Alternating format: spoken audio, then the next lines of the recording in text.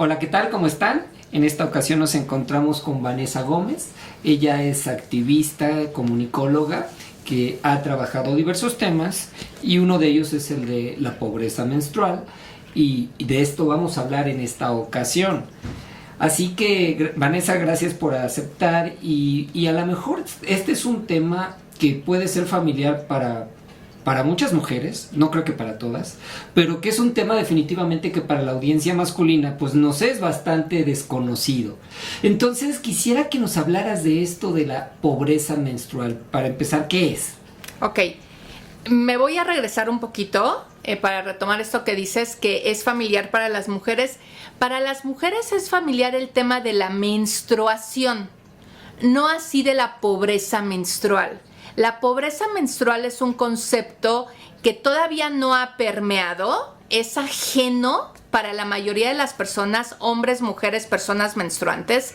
Y por eso es importante para mí como activista y la fundación a la que pertenezco, insistir en poner este concepto sobre la mesa, porque de eso se desprende todo lo demás. Así que, habiendo dicho esto, ¿qué es la pobreza menstrual? Es cuando las personas menstruantes no cuentan con las condiciones mínimas indispensables para gestionar sus periodos menstruales. ¿Cuáles son estas condiciones mínimas con las que no cuentan todas las personas? Obviamente productos para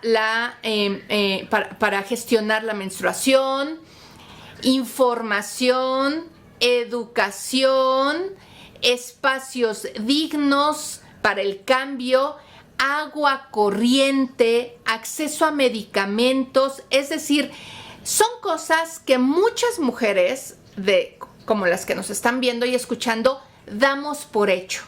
Pero la verdad es que no todas las personas que menstruan tienen acceso a estas condiciones, y cuando una o varias de estas condiciones no están presentes es cuando estamos hablando de pobreza menstrual. Ahora, como casi todos los tipos o las ramificaciones de la pobreza, ¿a quién afecta principalmente? Bueno, pues a los grupos en desventaja social, lo que llamamos grupos vulnerables. Y en este caso estamos hablando, los grupos, las poblaciones a las que nuestros esfuerzos como fundación, como activistas, están dirigidos son principalmente a personas privadas de la libertad, a personas en tránsito migrante y a personas en situación de calle. Porque obviamente por sus condiciones de vida tienen menos acceso a todos estos puntos que señalan si existe o no pobreza menstrual. Entonces, de eso va la pobreza menstrual como concepto, y estos son los grupos en los que nosotras nos hemos estado concentrando. No es que sean los únicos, no es que sean las únicas poblaciones que sufren de pobreza menstrual, pero sí son como donde más se acentúa la carencia. Y si lo tratamos de aterrizar a los efectos concretos que producen estos grupos, ¿qué es lo que has observado? En cada uno es distinto. Por ejemplo, cuando hablamos de personas privadas de la libertad, que han ocupado buena parte de nuestro activismo, estamos hablando de un tema sí de derechos, porque creemos que como la menstruación digna, que es lo contrario a pobreza menstrual, la menstruación digna es en sí mismo un derecho y lo atraviesan varios otros. Derecho a la salud, derecho a la educación, derecho al libre desarrollo de la personalidad, bla, bla, bla. Pero en sí mismo es un derecho. Entonces, cuando tú estás hablando de personas privadas de la libertad, estaríamos hablando de personas que el derecho que les fue suprimido por haber estado en conflicto con la ley es justamente el de, pues, el libre tránsito. Y esa es su condena. Ese es el único derecho del que deberían de estar pues limitadas. Bueno, y algunos otros derechos sociales y políticos, ¿no? Así lo marca la ley. Sin embargo, las personas que están privadas de la libertad están privadas de muchos otros derechos que no hacen parte de sus condenas, ¿sabes? No tienen derecho a la salud, no tienen derecho a la educación. En los hechos, aunque en el papel se diga otra cosa, la verdad es que allá adentro la dinámica es bien distinta. Y cuando hablamos de pobreza menstrual, también estamos hablando de que atenta contra su dignidad. En los centros penitenciarios pasa un fenómeno muy triste, pero verdadero y que se va acrecentando con el tiempo. Si tú vas a ver las filas, los días de visita en los reclusorios varoniles, son enormes. Hay muchísima gente esperando a entrar. Si tú vas a ver las mismas filas de personas que están esperando a entrar a visita en los reclusorios femeniles, es infinitamente menor por muchos factores. Porque ¿quiénes son quienes van a visitar a los varones? Las mujeres, las mamás, las esposas, las hermanas, las hijas. A las mujeres en reclusión no las visita prácticamente nadie. Están en el abandono por muchas cosas. Primero que nada por el estigma, por supuesto. Y segundo, pues porque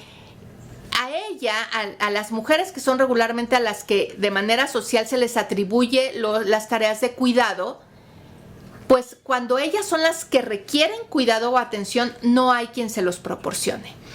Entonces, dentro de los penales, todo tiene un costo, todo se paga.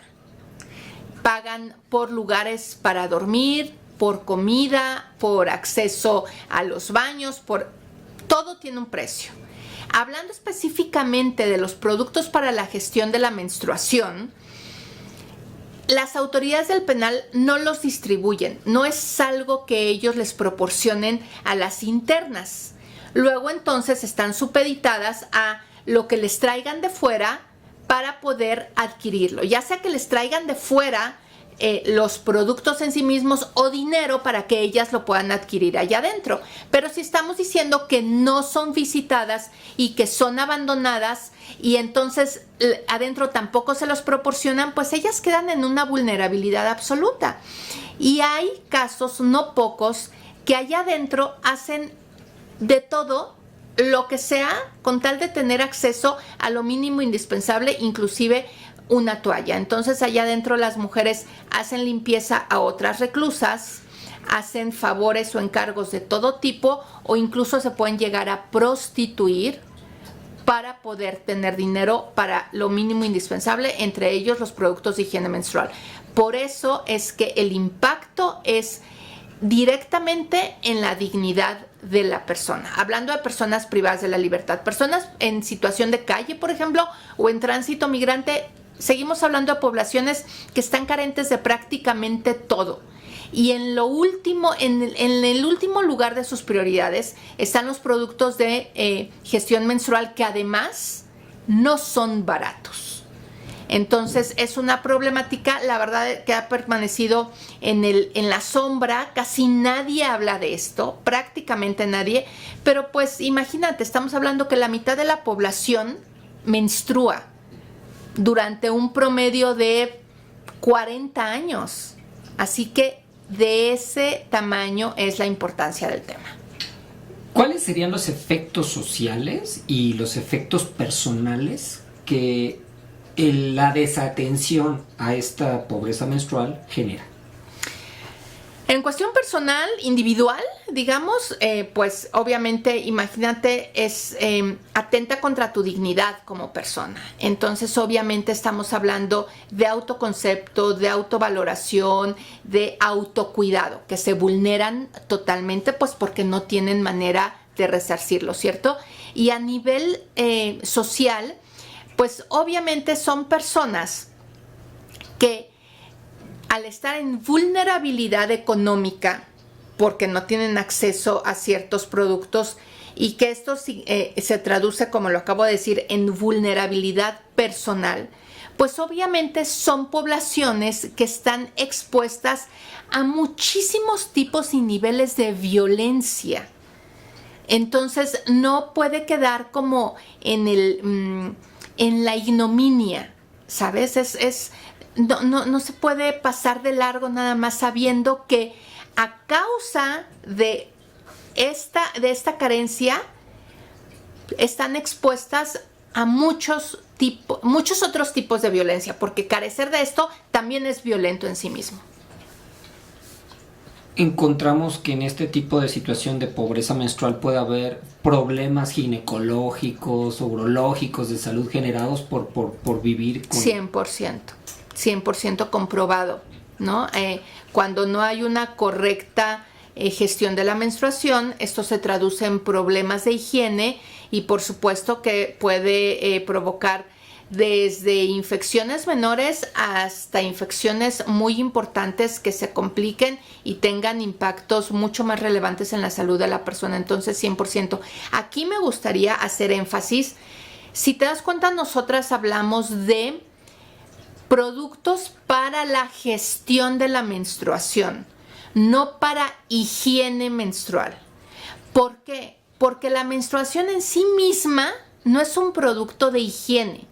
Es decir, también se trata de ir en contra de este tabú de que cuando las mujeres están menstruando, están sucias, están impuras, en situaciones mucho más extremas en ciertas comunidades que todavía existen en este planeta, se les considera no aptas para estar en contacto con el resto de la sociedad o de la familia hasta que no vuelvan a estar limpias. Entonces, también es muy importante ir desmontando estos tabúes que ligan la menstruación con suciedad. Entonces, por eso nos gusta hablar de productos para la gestión menstrual.